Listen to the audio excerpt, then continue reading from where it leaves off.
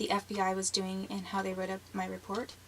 Because if you will compare and contrast what I was talking about when I was reading from the report, just from the small quote-unquote changes that were made that they gave me, you can see how they tried to make it sound like I thought it was a much bigger deal than it was for someone to walk me to the door. And I really didn't expect someone to kiss me, but I must have been over enthralled at the idea. And then when he started to walk away, I panicked because, oh goodness, I'm being rejected. And when Raul shows an interest in me on the dance floor, but then all of a sudden I am so concerned and worried that he is no longer interested in me and he's scanning the room for some other quote-unquote chick, then I must be suffering from borderline personality disorder. So this is the kind of garbage that they were coming up with as a defense. And I knew that she had something to do with federal workers because borderline personality disorder really didn't help anybody else. I mean, it wasn't like women were being rejected by me and that they wanted to say I was borderline. So it was very male and crimes of rape specific.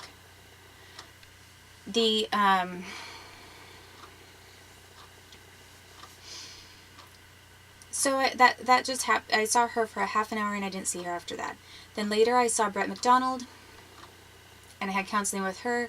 That was fine. There was no problem with that. She thought at that time, then Dr. Butler, because of all of his own problems, was trying to add and say that I was paranoid. I wasn't paranoid. People were giving me morphine shots and then billing me for different amounts than what I was given. That's not paranoia. That's noticing there's something wrong here. And, my son's health and everything, I was very right on when I knew something was wrong with my son's health. And Brett McDonald said that she didn't believe I was paranoid either.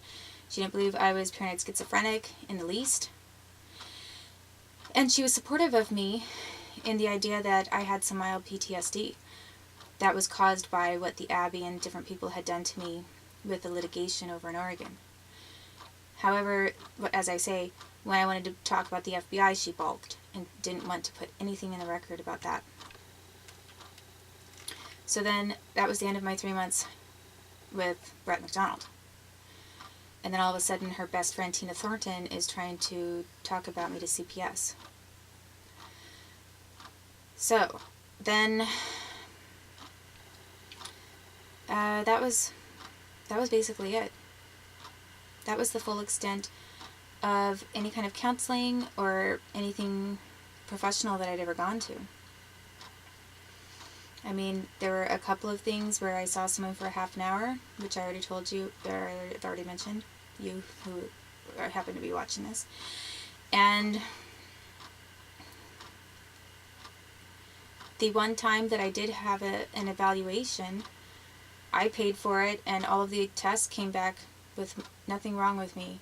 And then I proved that there was nothing wrong with me by staying in college full-time, working and holding down 2 lawsuits and being in the public eye. So when they were saying I was paranoid schizophrenic and then dropped it because I was able to demonstrate I wasn't, they later brought up this paranoid schizophrenic thing again, and then they pushed for that when they knew that they had forced me out of college, out of my lawsuits, and then they wanted to make me look like a beggar. So it was more conducive for them to continue slandering me. They had a lot of groups had even more motive to slander me at that point. And then they decided that they were going to pursue attacking and assaulting me and my son with torture. As to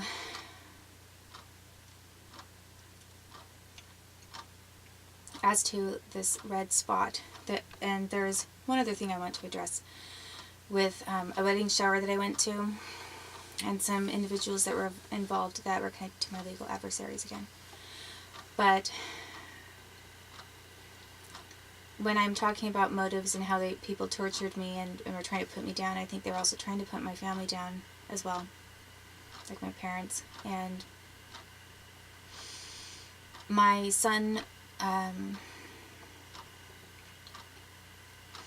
little red dot, that laser or ultraviolet assault on him, which Dr. Crane saw. I believe, different doctors were there in place when they knew that I was going to show up at the hospital. It wasn't an accident. And Dr. Crane has a lot of Washington, D.C. and Maryland connections. His parents were diplomats for Turkey or something. And I later found that out, much later. And I had thought initially that he was a nice person, and then I realized he was very not nice. He was somebody who was going to cover up crime and crimes against children.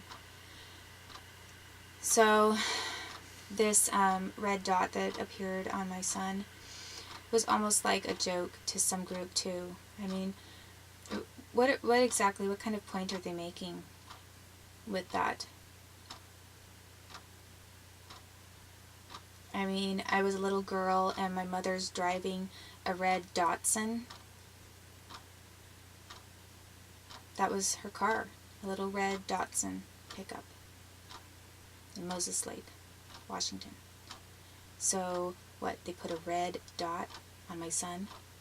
I mean, that's not paranoid schizophrenia. That's knowing that people are messing with my family and really trying to get not only to me, and when I don't even understand everything that's going on and I don't understand the whole history, they're trying to get to my mom and dad.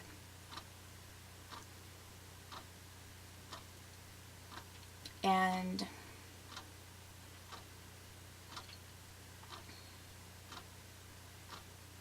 there are certain things that have been done to be symbolic and to get to my parents, and not just me, because anybody would know that I would tell my parents about something like that happened to my son. So since my parents are part of MK Ultra and have been forced into it and forced into silence, they can do a lot of really dirty things and harass them and cause and make little points and think that nobody's going to understand, but it's just between them. They torture my son and know that my parents are going to know that we're being tortured. So when I think about it, when I think about how my mother, when they first showed up and visited me and my son at our apartment, and my mom wasn't getting very close to my son, I think actually in hindsight it was probably a defense mechanism, and that she has been conditioned to not get close to babies because this country killed their first baby, and then they assaulted and mutilated me when I was a baby. And by the time, I wonder even if this government killed my Grandpa Baird and Granny's baby that ended up being stillborn. Her name was Madonna Joy. She was stillborn at full term. And it was around that time that this country was probably using my mother for MK Ultra stuff and coercing somebody to go along with it. So, you know what, they start killing babies to make a point that, we won't kill as many of your kids if you just go along with us.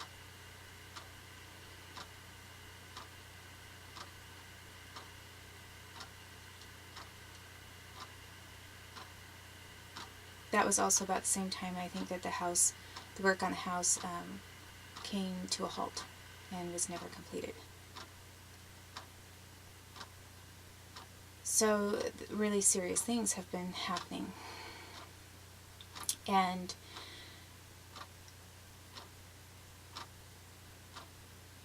I just wanted to touch on that for a moment, and I need to go back a little bit again to bring up a wedding shower I went to prior to the assault and torture of me and my son. And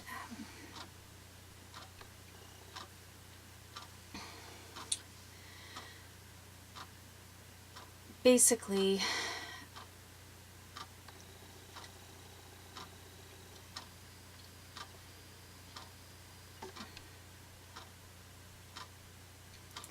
I was talking to Krista, one of the, close to the end of our communications.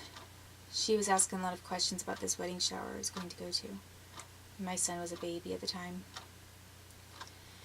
And then after that wedding shower, and after I think she knew I'd figured some things out, that's when she wanted to know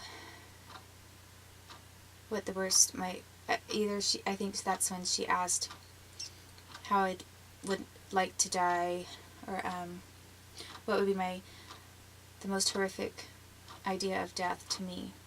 Like what kind of death would bother me the most, as in, my death. That's when I said the thing about torture. And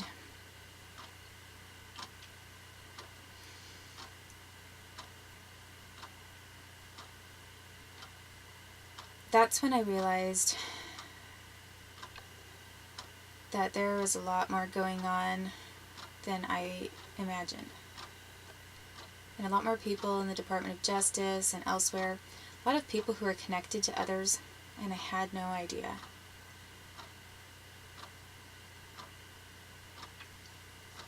And she, basically, I got a call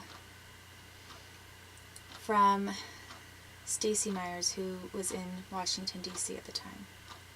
She was working for the Department of Education and had studied Russian. I was really surprised she studied Russian.